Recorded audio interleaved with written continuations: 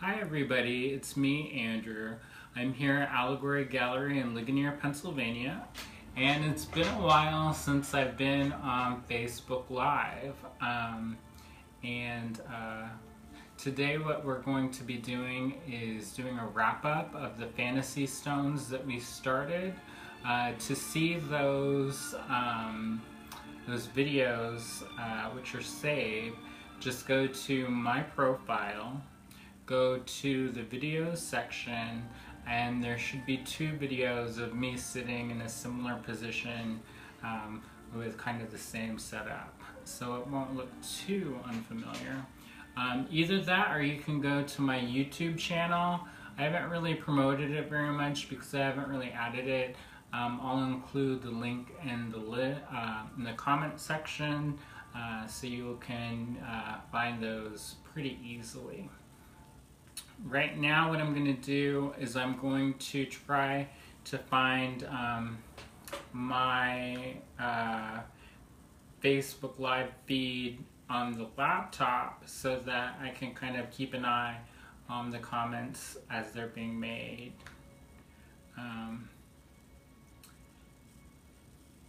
Bear with me one moment as I find these.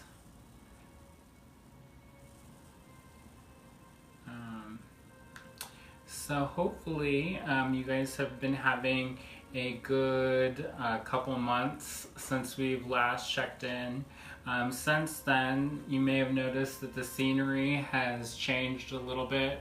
We're showing Miss Stell Kierking's work. She's based out of Chicago. Her show is called Wonderworks. She is a self-proclaimed modern folk artist, and she works in mixed media methods to create these vibrant portraits. This is going to be the last week of this show, and then we have a surprise show coming up. And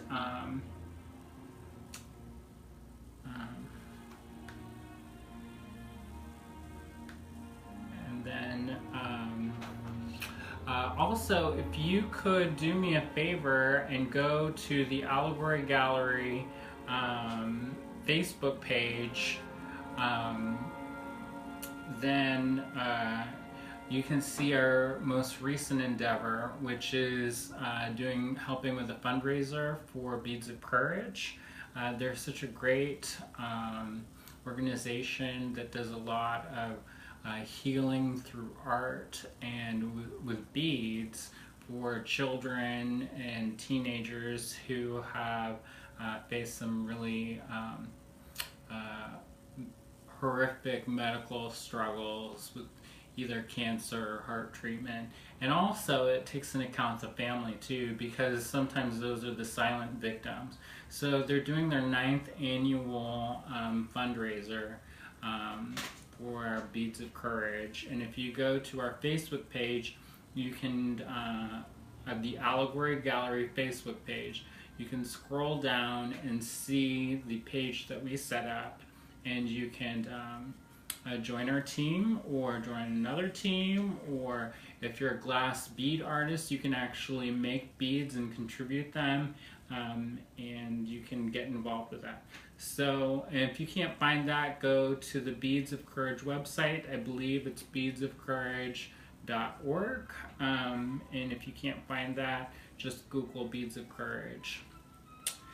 Okay, without further ado, we'll get started. So you may or may not remember these molds that we started and that we made. These are made with amazing mold putty. You can go to moldputty.com to get that material. That's this yellow silicone rubber molding material. I actually taught in Pittsburgh yesterday at the Pittsburgh Polymer Clay Guild, and they were such a lovely, warm, and very funny group to participate with. But they had me do mold and resin, and we did this. We made molds yesterday. So these molds have been sitting around for a while. And usually, you know, I'm not that patient to let things go months at a time. Usually, once they're finished setting up, I pop them open and go. But these have been in here for a while, probably a couple months at this point. So we've got them now, and we'll finish these up. So basically what you do to get these to release from their silicone molds is just pry up around the edges and then pop them out. And these are the stones that we made. Like I said before, if you go to my page and then look at the videos, you can see the part 1 and part 2 of the Fantasy Stone Facebook Live feeds, and then on YouTube you can see them as well. So right now I'm just demolding everything, and they look pretty good. They look fun. They've got a little festive flair to them. You can really see the little mica. Now, normally what I would do is I would demold these as soon as they've set up and then work with them.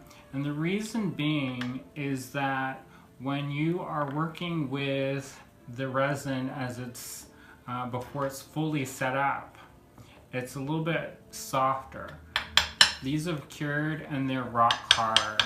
I mean, these are super sturdy. And which will take a little bit of preparing since we've taken so long to get these out. And so what we're going to do is we're going to take an X-Acto knife, and if you have any overspills or edges that are protruding, you just want to shave those down a little bit. I'll use one of these.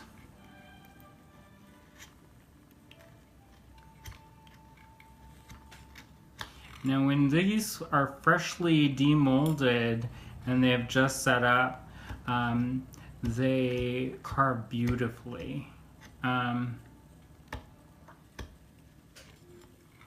But since they've been curing and they have a full cure and they're rock hard, they're kind of hard to carve. I'm gonna refresh my page so I can keep an eye on you guys.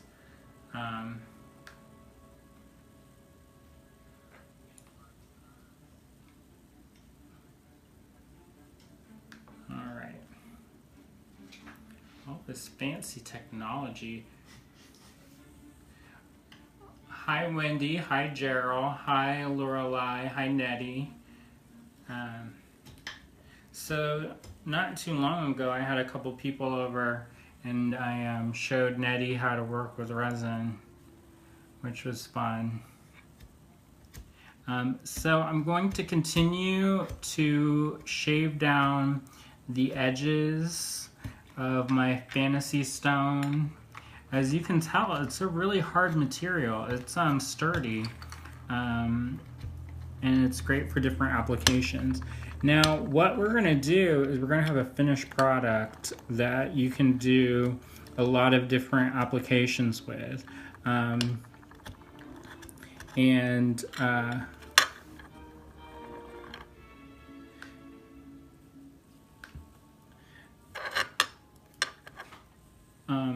Once you have this material, you can do a lot of different things. So you don't just have to do what I'm going to be showing. You can, if say you're a bead weaver, you can use this as a cabochon in your bead weaving, and you can bead embroider around it. If you're a metalsmith, I've done where I've set these stones in a bezel set. And I've made my own stones with taking different gemstones that I've crushed up and embedded in the resin and kind of created my own stone to set.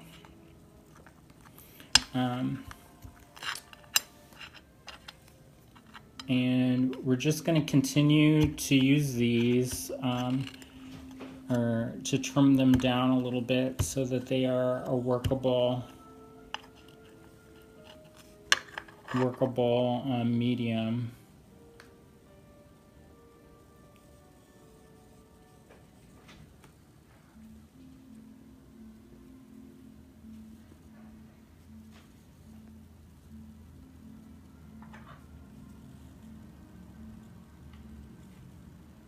Oh, Vincent, that would be awesome. I don't know what their policy is for that. If you go to their website, I'm sure that there is a link to people who want to donate different beading materials. I know that my family has done stuff with them in the past, but they really are a great organization. I just love them. I've been to their headquarters in Tucson, Arizona when they've had during the bead show there, and it's a really cool event that they put on. And the kids come that have participated in the program, and it's you get to meet them and their families and interact with different artists. So like I said, when these are fresh out of the molds and they've just finished setting up, and that's usually with the clear resins, it's about 8 hours. It's a lot easier to do that. So don't wait a couple months like me. I mean, you can, as we're getting it done, but you know, it's not going as quickly as if they were fresh out of the curing phase and ready to go. So it's they're usually it's like carving butter. It's so nice, but this is, you know, I'm having to put a little bit of extra in it. And hi, Barb. All right. So if you want, you can take a little bit of water and then wet dry sandpaper and just go around the edges. And actually you can sand around the sides of your pieces. Just around the back. I don't want to go too far into the back, but I just want to have it all the way around the edges at least. Now if you're fancy and you have a lap grinder, you can just zzz, and you're done. And actually, if you wanted, you can even sharpen up the facets on these. Those have a little bit of water. You don't want to sand resin in an area that doesn't have a lot of ventilation. It helps to have a little bit of water too, and that will keep the dust down. And it'll also make a polishing compound with the resin. And hi, Anna. And so that makes it so that your pieces are nice and clean and good. All right, so you may be wondering what these products are. And these are acrylic paints that have opalescent or interference paints and pigments in them. And they have a really fun kind of shimmery coloring to them. And I really love them. You can get a lot of different effects with them. All right, so I'm going to clean this area up a little bit. All right, and then to kind of finish these stones, what we're going to do is take a little bit of the opalescent or the interference paints and just go around the edges And I think that adds a lot of interest. Because they're translucent, you can see a little bit of that green coming through, and it's fun. We'll seal these up later, and you can actually do all kinds of spray sealants on the resin. With spray sealants, you have to be careful with some materials. Like a lot of spray sealants are not compatible with polymer clay. So you do have to be mindful of that, because over time it can turn your pieces sticky. And nobody really wants sticky polymer clay pieces. So I'm just going to touch up a couple of these faux fantasy stones that we've made out of resin. And I'm just going to kind of pretend that I've trimmed them and cleaned them up a little bit more. Normally I would spend a little, for a finished piece, I would spend a little bit more time getting those edges nice and clean. And I feel like with all of the pieces that you're working with, it's good to kind of have that mindful intention of doing your best, cleaning up things. I love the artist's hand in work, and seeing the kind of hallmarks of a human being in it. But it certainly helps later when if you set stones, or do any kind of application that needs any kind of precision, to have all the edges cleaned up. But since we don't necessarily have time for me to whittle away at these pieces all day, I'm sure you guys have other things in your life going on that you might want to do besides watch me carve away at resin. So what we're going to do is going to kind of let that dry a little bit and move on to the next part. And the next part is we're going to talk about ways of finishing. Like I said earlier, you could bezel set these. You could even use something like this. This is called a glue-on bail. And they make that so that you can just sand a little spot on the back of your resin piece so that it's got a tooth. Put a dab of super glue, and then you're done. Like so. And then it's ready to hang.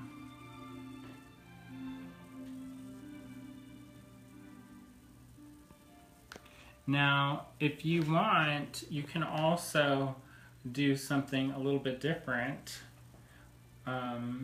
And you can make a piece like this. And that's what we're going to be doing today.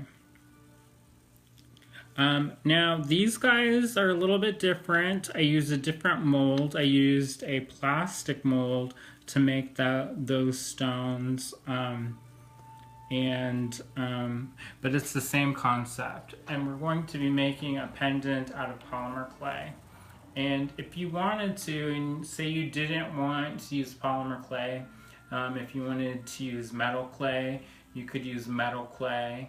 You could use epoxy sculpt, and there's a lot of versatility in how to achieve that kind of look with the same effect.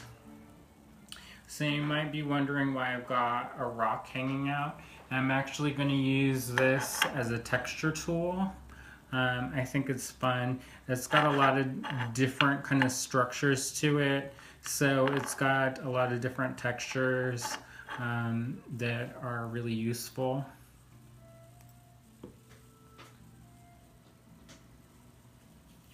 Alright, so to start, what we're going to do is take a conditioned piece of polymer clay.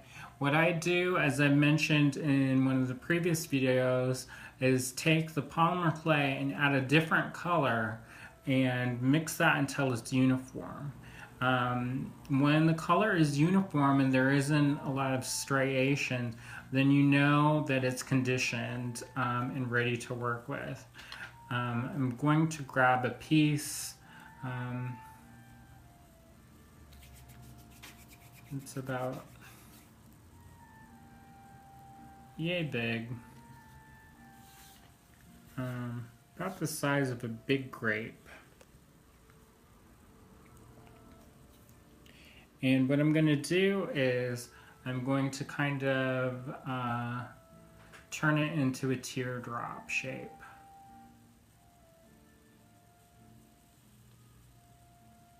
So right now it's a little teardrop. And then I just mash it. Now if it breaks like that, you might want to roll out the clay again. You can kind of smooth that out. But I'm just going to roll it back out so that it's fully conditioned and has a nice, that all the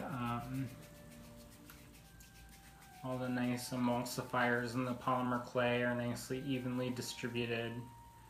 Alright, so we've got our teardrop, and then you just press down with your thumb and make that shape.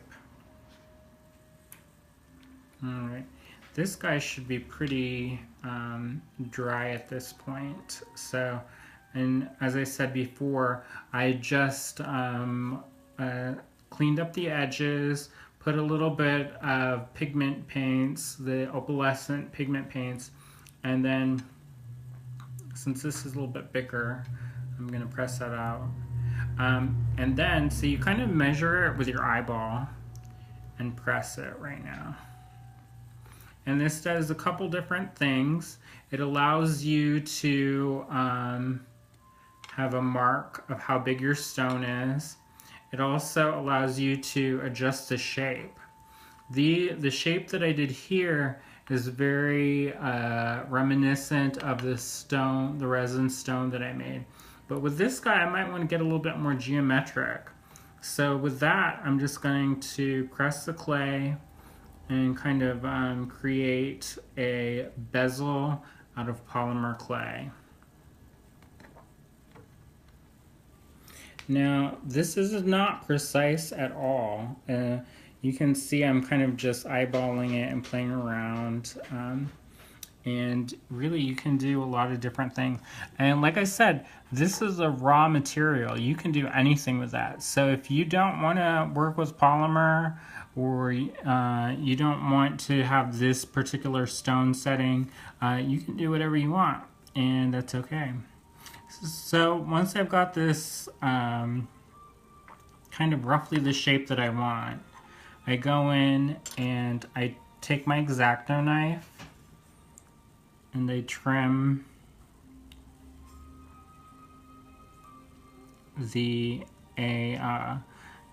a little window in the back. And what this does is it allows light to come through your piece. So when you're working with translucents, if you put a dark back on it, it kind of goes dead a little bit. And there's some cool effects that you can achieve with that.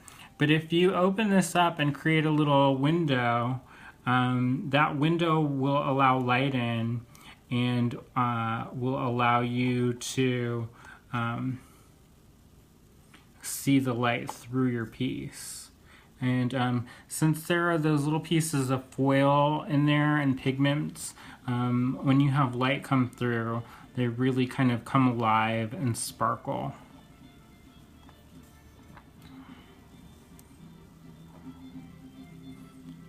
Now, so you just take your X-Acto knife and you carve it out. You don't want to go all the way to the edge, otherwise your stone will fall through. You're basically creating a lip for your piece to rest in.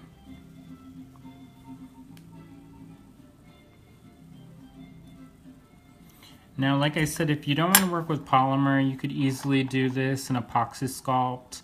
And when you would do that, you would just lift that up, and because epoxy sculpt is sticky, it will actually adhere to your gemstone. And you would just pick that up and carve the back out.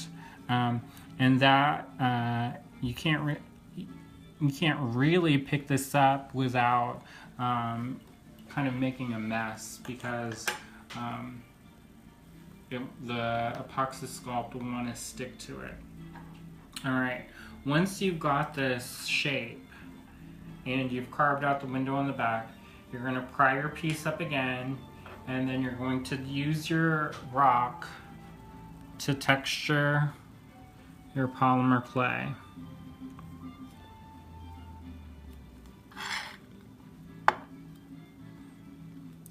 And I'm just being really informal and just adding texture with the different parts. And as you can see, it's distorting the shape of the clay. And that's okay, because we'll go back over and fix that. So right now you have this kind of point right here. Just pinch that a little bit and take a tool that's like an awl and make a hole. And once it pokes through, go on the other side and poke it through that side.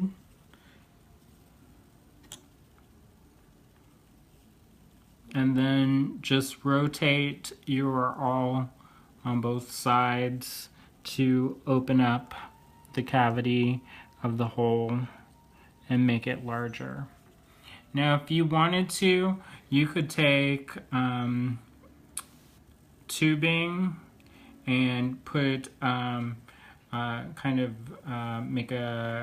fill that in and do a rivet on, or make it flare out on either side, and that will make a metal kind of tube for different, if you're going to put on chain.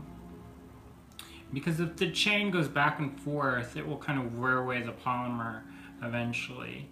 But if it's on ribbon or something light like that, like if you did this on silk cord, or if you did it on leather cord, you don't really have to worry about it wearing away.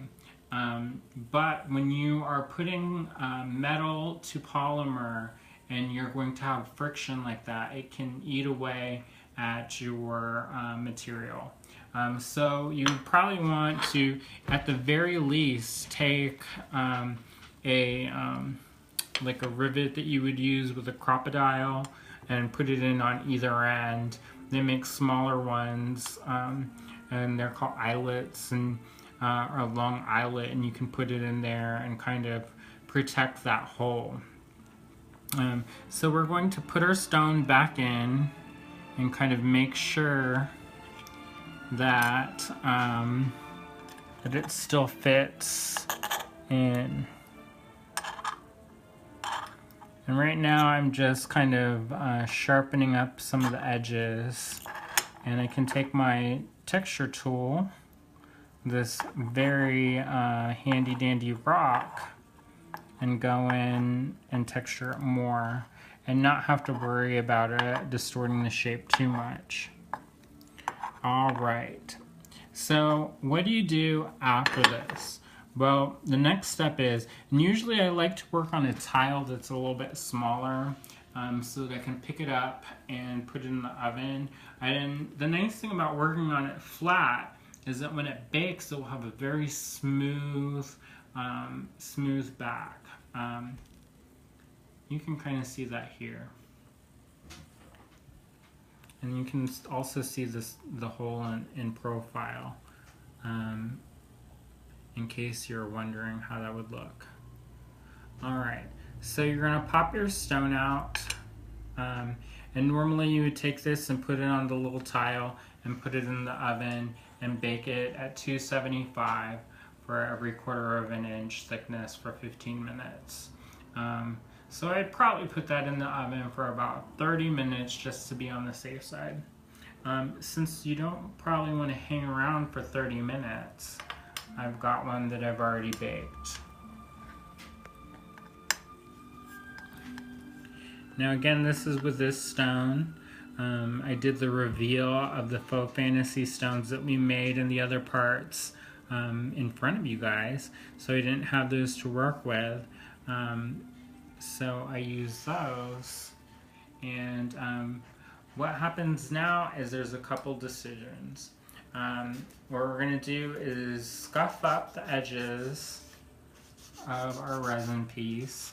And the reason why we're doing that is that we want to have the adhesive to have a tooth to cling on to. Now, you want to do this in an area that's got good ventilation.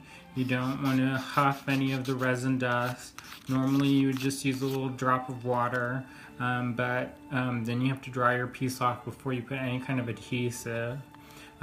So then what do you do with this guy? I've got some Gilder's paste that I like to use. I've got two different colors here. I've got the Inca Gold, which I use pretty much for everything. And I also have the silver. Oh, and a note about the different sandpapers. I've got different grits here. And the heavy grit I call the Persuasion grit. The Persuasion grit is really good for shaping things. It takes off a lot of material, and it makes it so that you can really get any kind of excess away. But the problem with that is it's got a pretty heavy grit there. So it will scar and mar up and cut into anything like resin and leave marks. So then you use a finer grit to kind of smooth those away.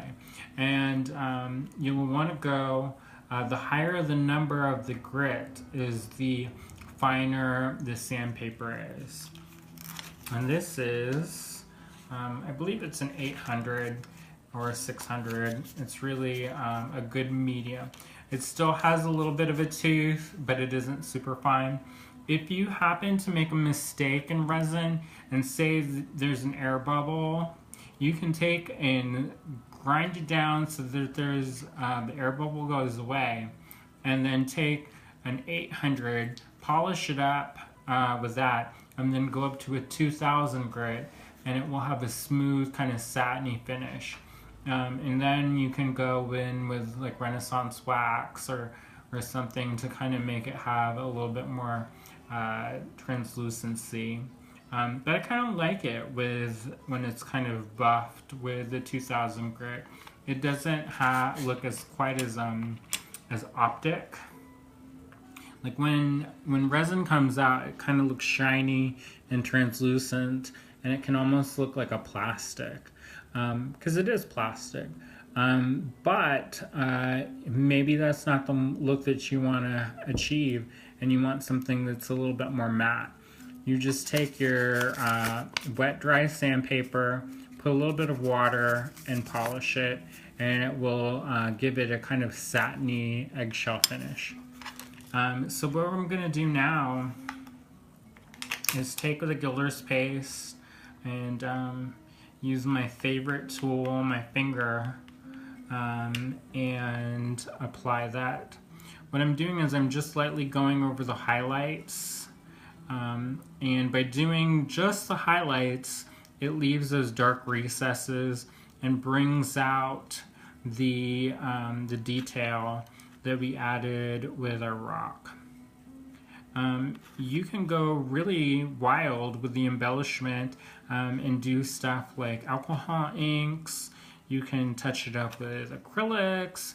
You can even put oil paints and bake it in the oven to kind of speed up the drying time. You can hit it with some of those iridescent paints. Really, the sky's the limit as far as how you can embellish your polymer clay bezel. Now this is not what I would call a structural piece. You would not want a lot of weight on this piece or moving parts. Polymer is a wonderful material, but it does have its limitations, and you have to respect those limitations when you're making jewelry in particular, because if you don't, then it'll break and you kind of wasted some time. So it's better just to make like a pendant or bead or something like that. But if you're going to have it with moving parts, then you have to kind of compensate for those in other ways. So then all we have to do next is, since we've prepared the edges of that, if we wanted to, we could take a clear gloss medium and go over the back if the foil is still on the back. And I'm just going to pretend, well, I'll just do it real fast.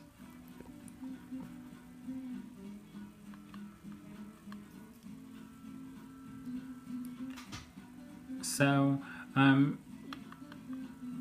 the reason why we're doing this is because there's a little bit of foil on the back, and we don't necessarily want that to be rough.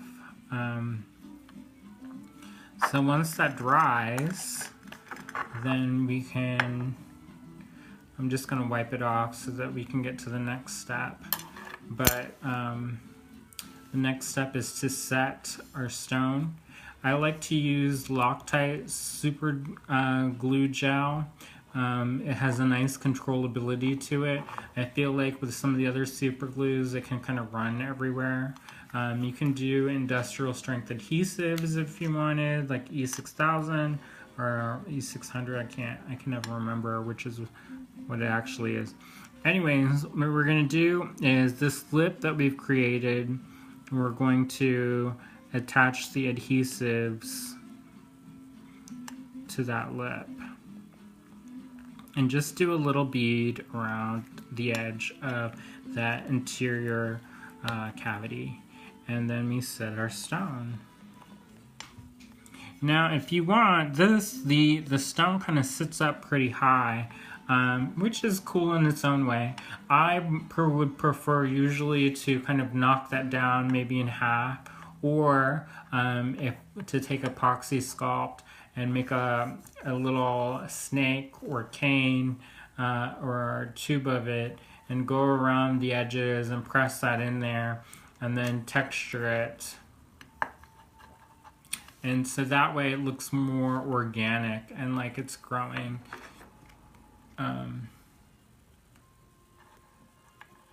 And then, so then next thing you would do is, if you wanted to, you could buff it with some Renaissance wax, and then you're all done. So I hope you enjoyed the Facebook Live video segments for the Fantasy Stones. If you have any questions, feel free to ask. You can always email me or email Allegory Gallery at info@allegorygallery.com. You can also message me, but email is probably better, just because I don't always see all the messages. If you have any questions, feel free to ask then, and I hope you had a good time. And thank you so much for joining us.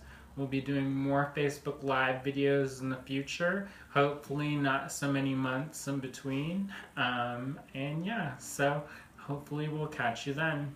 Thanks so much. Bye-bye.